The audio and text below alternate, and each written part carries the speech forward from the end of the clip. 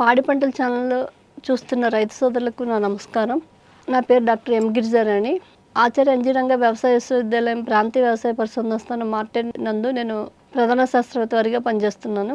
ఈరోజు మనం ఏంటంటే మన రాష్ట్రంలో వివిధ పరిస్థితులకు అనువైన వరి రకాల గురించి తెలుసుకుందాం. అంటే మన రాష్ట్రంలో సుమారు 2 లక్షల హెక్టార్ల విస్తీర్ణంలో ముంపుకు గురవుతుంది.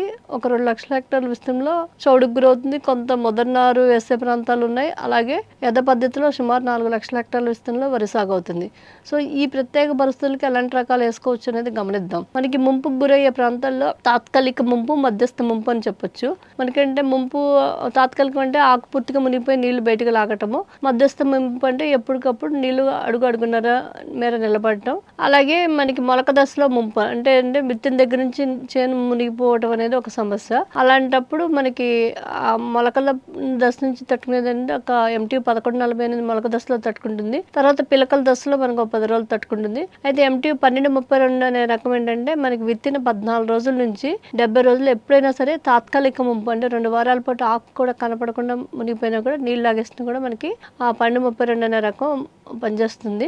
సో ఇది 140 రోజుల్లో ముంపు తట్టిన రకాలు గమనిస్తే MT 1140 భీమా అనే రకం, MT 1232 వేసుకోవచ్చు. అలాగే మనకి దీర్ఘకాలిక రకాల్లో 150 రోజులు వచ్చేసరికి MT 1064 అమర, అలాగే క్షీర MT 1172 అనే రకం కూడా వేసుకోవచ్చు. ఇవి ఎరుపులు.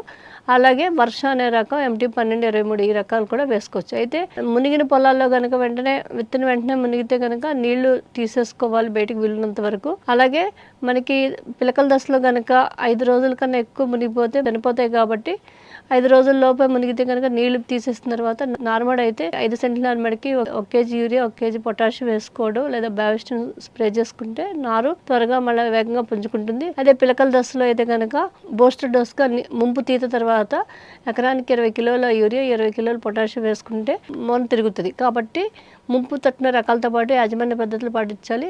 అలాగే చౌడు ప్రాంతాలు చూసుకుంటే మనకి చౌడులో కూడా మనకి మన మార్టెన్ నుంచి అలాగే మచిలీపట్నంలో కూడా పరిశోధనలు జరుగుతున్నాయి. ఇక్కడికి వచ్చేసరికి సార్వాకి వచ్చేసరికి మనకి దీర్ఘకాలిక 150 రోజులు అయితే MT 1061 అనే రకం వేసుకోవచ్చు. 140 రోజుల్లో అయితే కనుక మనకి MCM 100 ఇదేంటే మధ్యస్థ సన్నగింజ రకాలు. అదే మిక్కిలి సన్నగింజ రకాలు అయితే MCM 103, 140 రోజులు వస్తే MCM 125 అయితే ఇది ఉరక మూలు అంటారు కదా, చౌడు మునక 2 వచ్చే ప్రాంతాలకి ఈ MCM 125 అనే రకం వేసుకోవచ్చు.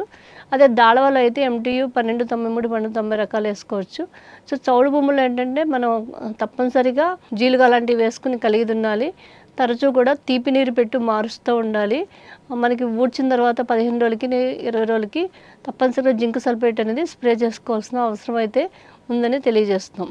అలాగే నెక్స్ట్ ఏంటంటే మనకి శ్రీకాకుళం అటువైపు ఏంటంటే ముదర్నారు ఎక్కువగా ఊడుస్తారు కాబట్టి దీర్ఘకాలిక రకాలే ఈ ప్రాంతాలకి అంటే ఏ ప్రాంతానికి నీళ్ళు అందవో వాళ్ళు ముదర్నారే ఊడ్చుకోవాలి. అలాంటి ప్లేస్లో మనకి 1061 అంటే ఇందిరా కానీ, శ్రీకాకుళం సన్నాలు కానీ, అమర 1318, BBD 240 రకాలు వేసుకోవచ్చు. ఇటీవల సేంద్రీయ వ్యవసాయం పెరుగుతున్న నేపథ్యంలో మనకి సేంద్రీయ వ్యవసాయానికి సామమోషి వేస్తుంటారు. వాటితోపాటు 1190, MCM 103, MCM 125 అలాగే స్వర్ణ 1318 రకాలు కూడా తక్కువ ఎరువులతో పండే రకాలను తెలియజేస్తున్నాం. వెద పద్ధతి ఎక్కువగా మన రాష్ట్రంలో ఉన్నప్పుడు మనకి దుక్కి వెద పద్ధతి మనకి కృష్ణా డెల్టాను ఉత్తర కోస్తా దగ్గర ఉంది. దమ్ము చేసే వెద పద్ధతి దాళవాలో మన గోదావరి మండలంలో ఉంది.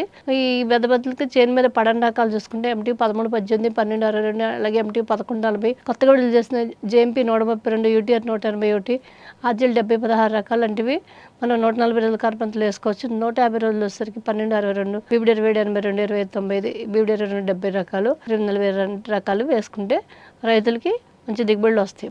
ఎక్కడైతే సార్వా ఆలస్యమయ్యి నీటి లభ్యత తక్కువ ఉన్నప్పుడు 120 నుంచి 130 రోజుల కాల పరిమితి కల రకాలైన MT 1120 శ్రీధృతి రకం కూడా వేసుకోవచ్చు. అలాగే ఇది మామూలు ప్రాంతాల్లో కూడా మనకి వేసుకోవచ్చు. అలాగే 1293, 1290 నెల్లూరు మస్టరీ రకాలు కూడా మనకి ఆలస్యంగా వేసుకోవడానికి మనకి వస్తాయి. ఎప్పుడైనా ఈ ఎల్నినో ప్రభావంతో ఏమన్నా వర్షాభావ పరిస్థితులు వస్తే మనకి పిలకల దశలో అది చేను పాడవకుండా కొంతవరకు మనకి పొటాషియం నైట్రేట్ అంటే మల్టీక్యాన్ దొరుకుద్ది. అది లీటర్కి 10 గ్రాముల చొప్పున పిచికారీ చేసుకోవచ్చు. అధిక ఉష్ణోగ్రతలు ఉన్నప్పుడు చౌడు భూముల్లో అంటే తరచు నీరు మార్చుకోవడం వల్ల చౌడు తీవ్రతను తగ్గించుకోవచ్చు. కాబట్టి రైతులు వివిధ పరిస్థితుల్లో ఎలాంటి యాజమాన్య పద్ధతులు చేపట్టాలో గమనించుకుని ఆ విధంగా చేపట్టడం వల్ల ఈ సవర వల్ల మంచి దిగుబడులు సాధించవచ్చని తెలియజేస్తూ నాకు అవకాశం ఇచ్చిన పాడి పంటల ఛానల్ వాళ్ళకి ధన్యవాదాలు.